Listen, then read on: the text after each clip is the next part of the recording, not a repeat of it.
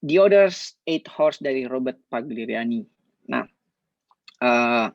kehidupan kita itu sebenarnya terbagi, kalau kita mau jelaskan secara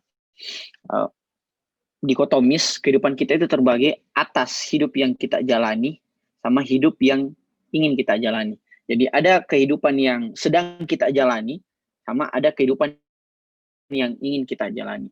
Bahwa betapa banyak dari kita sebenarnya ini memiliki jarak yang begitu panjang antara hidup yang ingin kita jalani, yaitu saat ini, dan hidup yang sebenarnya sangat kita ingini. Nah, adapun jembatan untuk menyambungkan, memperdekat, atau bahkan kelak mengidentikan antara dua kehidupan tersebut adalah waktu yang disebut dengan 8 jam ketiga. Sebenarnya Joseph Pieper bilang ini sebagai waktu senggang. Kalau kemarin-kemarin di resensi kita sebutnya ini sebagai waktu senggang. Nah, tetapi dalam buku ini, yaitu Robert Pagliani menyebutnya sebagai waktu 8 jam ketiga. Adapun aktornya ia sebut sebagai kreator.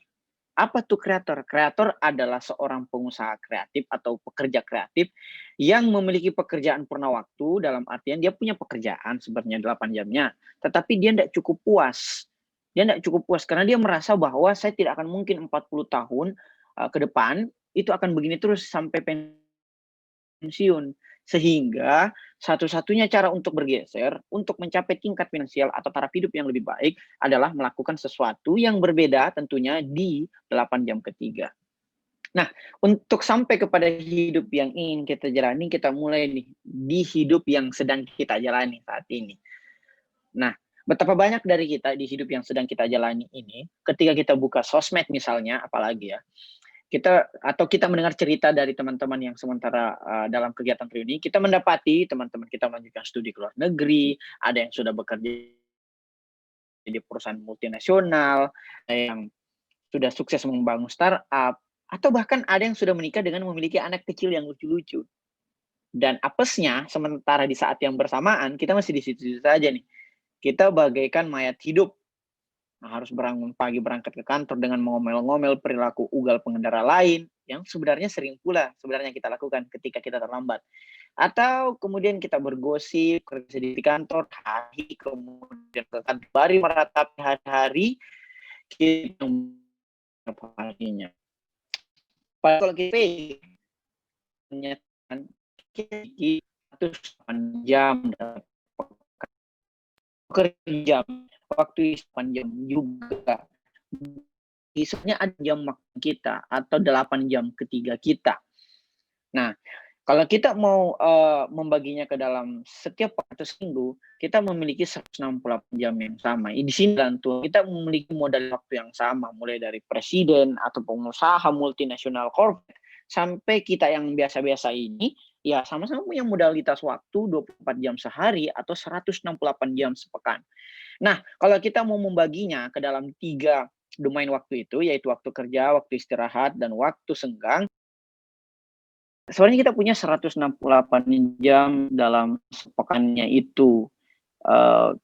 Ya waktu kerja kita, waktu istirahat kita itu 56 jam atau sekitar 33%. Sementara kalau kita begini 8 jam setiap Senin sampai Jumat, ini sudah pekerjaan yang paling umum ya, yaitu 8 jam setiap hari dalam Undang-Undang Ketenagakerjaan juga ya 8 jam setiap Senin sampai Jumat. Maka waktu kerja kita sebenarnya cuma 40 jam atau sekitar 23%. Nah, sisanya itu di waktu senggang ada 8 jam. Bahkan kita dapat bonus 8 jam 2 kali nih di hari Sabtu dan Minggu. Maka waktu senggang lah yang sebenarnya yang paling terbanyak, yaitu 72 jam atau sekitar 43%. Poinnya adalah bahwa waktu istirahat dan waktu kerja adalah untuk mempertahankan hidup saja atau untuk bertahan hidup aja. Sementara waktu senggang adalah untuk meningkatkan taraf hidup. Sehingga saya menyebut waktu senggang ini sebagai jembatan. Jembatan untuk apa? Jembatan untuk meninggalkan kehidupan yang sedang dijalani menuju kehidupan yang ingin kita jalani. Jadi ada jembatan nih, yaitu waktu senggang atau 8 jam ketiga. Nah, kita mesti pintar-pintar nih membagi waktu kita di 8 jam ketiga ini. Kalaupun nanti ada yang bilang, susah saya Kak, ada waktu senggang kerja terus, kerja semua orang gitu. Kalau bahasanya Buya Hamka, kalau kerja sekedar kerja, maka kera di pohon itu juga kerja. Dia bergelantungan dari dahan yang satu ke dahan yang lain. Tapi yang membedakan kita dengan kera tentunya adalah pemanfaatan waktu senggang kita.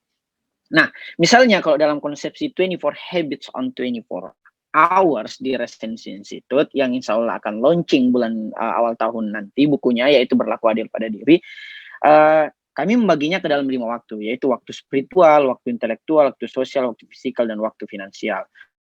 Nah, gimana kalau 8 jam ketiga itu kita bagi 5 juga?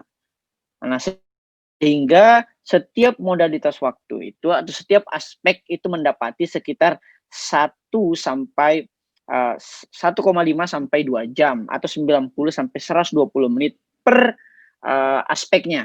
Nah, misalnya bagi teman-teman yang muslim tentunya kita gunakan lagi 90 menit jam ketiga kita itu untuk sholat, untuk zikir, untuk mengaji misalnya. Dan amalan-amalan sunnah. Cukup nih 90 menit. Anggaplah sholat yang paling terlama 15 menit. Kali 5 ya 75. Tambah 15 menit untuk mengaji dan amalan sunnah ya 90 menit. Itu waktu spiritual. Nah, misalnya kalau waktu kerja juga tambah 90 menit lagi nih waktu finansial. Yaitu ketika kita pergi ke kantor sekitar 1 jam pulang balik, anggaplah 30 menit ke kantor, 30 menit ke pulang kantor, dan 30 jamnya lagi untuk kita inovasi, merencanakan keuangan, atau sekedar melahirkan ide kreatif untuk meningkatkan karir kita. Sudah 90 menit juga tuh. Nah, waktu fisikal kita tambah lagi nih 90 menit, yaitu olahraga 30 menit, makan 10 menit kali 3, 30 menit, dan 30 menitnya lagi mandi dan membersihkan. Ada lagi tuh 90 menit. Nah, di waktu sosial juga seperti itu. Ada kita berbicara kepada orang tua 20 menit, kepada keluarga terdekat 20 menit, kepada teman dan masyarakat sekitar juga, sehingga 90 menit juga. Sehingga menyisakan 120 menit nih. 120 menit ini kita gunakan untuk waktu intelektual. Misalnya membaca 1 jam dan menulis 1 jam. Terus kita tidak mendengarkan podcast atau kita tidak mengajar. Nah, mendengarkan podcast itu gunakan di saat kita berkendara, berolahraga, atau saat membersihkan. Nah, kalau mengajarkan sudah masuk di waktu sosial, yaitu kita berinteraksi dengan masyarakat. Nah, sehingga betul-betul termanage dengan baik waktunya. Nah, tetapi yang paling penting juga untuk teman-teman ketahui bahwa pun kita memiliki 24 jam waktu, sebenarnya kata Pak Giliani ada 24 jam juga pengisap atau lintah pengisap waktu. Bahasanya Albert tadi vampir energi. Apa itu 24 pengisap atau 24 lintah yang harus kita hindari? Nah, yaitu TV. Kita harus hindari kecanduan berita, internet, media sosial, mau terlihat sempurna, terlalu banyak bekerja, tidak terorganisir dalam artian tidak memiliki time schedule setiap harinya. Pola hidup tidak sehat membuat dia pasti akan gampang kelelahan. Bergosip, ini juga kita harus kita hindari. Kecanduan selebritas, misalnya nonton infotainment, permainan video game yang berlebihan, film porno, bersikap reaktif. Tadi sudah dibahas sama Albar nih. Menjawab telepon tidak penting, misalnya ada telepon yang tidak begitu penting, kita ladenin nih. Misalnya telepon dari customer service menawarkan produk, kita juga bati-bati sampai 30 menit, itu kan nggak penting banget sih. Mengeluh, ini juga pengisap waktu kita. Membaca hal yang tidak penting, misalnya ada berita-berita atau jurnal-jurnal yang sebenarnya tidak relevan dengan mimpinya kita, ya tinggalin aja. Rapat-rapat yang tidak penting, misalnya rapat komunitas atau hal-hal yang tidak berhubungan dengan mimpi kita. Menghadiri konferensi yang tidak relevan, mengemudi terlalu lama mengemudi nggak bagus sih. Makanya lebih bagus misalnya naik transportasi umum sehingga kita bisa dengerin podcast. Berangkat atau pulang bersama, misalnya kita mau jemput teman-teman kita satu persatu ketika kerja atau sekolah, melakukan lebih banyak dari hal yang diperlukan. Ini juga banyak nih orang terjebak ke sini. Dia merasa bahwa dengan banyak kerja berarti lebih dekat dengan sukses. Enggak sih. Banyak kerja itu tidak menggaransi kesuksesan gitu. Jangan sampai Anda mendaki tangga yang salah. Anda sudah capek-capek mendaki tapi ternyata tangganya salah. Itu juga ada bukunya tuh, menarik sekali, dari Eric Barker. Mencoba mengubah orang lain, misalnya tuh saya ini ada dekat sama orang bla bla bla, saya mau ubah dia gitu ya. Orangnya sekarang kerja di salah satu instansi telekomunikasi. Aduh, saya enggak mau sebutkan deh. Memperbaharui bekerjanya seorang yang pecandu kerja, nanti Albert tersinggung. Memperbaharui bekerjanya seorang yang pecandu kerja dan tidur secara berlebihan. Misalnya sudah bangun tidur, rebahan, lihat HP, kemudian tidur lagi, gitu. Itu namanya lintah pengisap waktu kita. Nah, apa sih yang harus kita lakukan ketika di atas tangga atau berada di waktu senggang? Karena memiliki waktu senggang itu satu hal, tetapi memanfaatkan waktu senggang itu hal yang lain. Dalam artian semua orang memiliki waktu senggang sih, jadi waktu senggangnya harus dimanfaatkan secara baik dan benar. Nah, untuk memanfaatkan waktu yang senggang itu, kita betul-betul bisa melakukan dan tidak melakukan sesuatu. Apa yang tidak harus kita lakukan dalam hal ini, apa yang harus kita kurangi, yaitu penyesalan, kemalasan, dan lintah kehidupan tadi, yaitu ada 24 lintah kehidupan. Nah, di saat yang bersamaan kita mesti menambah, apa nih yang mesti kita tambah? Pertumbuhan, pengalaman, perubahan, melihat ke depan, berani melakukan inovasi, hobi, tujuan, ya bersyukur tentunya, mendapatkan petunjuk, koneksi, kontribusi. Koneksi ini ya perbanyak lingkar jaringan, kontribusi juga kepada jaringan yang telah kita geluti, dan tentunya pasti dong, tentunya tindakan. Nah, terakhir, apakah kita harus multitasking? Enggak juga sih, multitasking itu adalah mencoba menggabungkan tugas kognitif dengan tugas kognitif lainnya. Sementara yang realistis untuk kita lakukan adalah apa yang oleh Pak Giriani sebut sebagai chunking. Apa sih itu chunking? Chunking itu adalah menggabungkan tugas kognitif dengan tugas fisik. Contoh nih, misalnya berkendara di kendaraan umum, itu kan fisik. Sembari menonton film bermutu, itu kognitif. Ini namanya chunking, bukan multitasking. Misalnya lagi berolahraga di treadmill, fisik kan, sembari mendengarkan podcast, yaitu kognitif. Inilah yang chunking. Kalau multitasking, dia mencoba dengarkan podcast sambil baca buku. Lucu juga tuh, mendengarkan podcast sambil baca buku. Itu dua-duanya kognitif. Nggak realistis.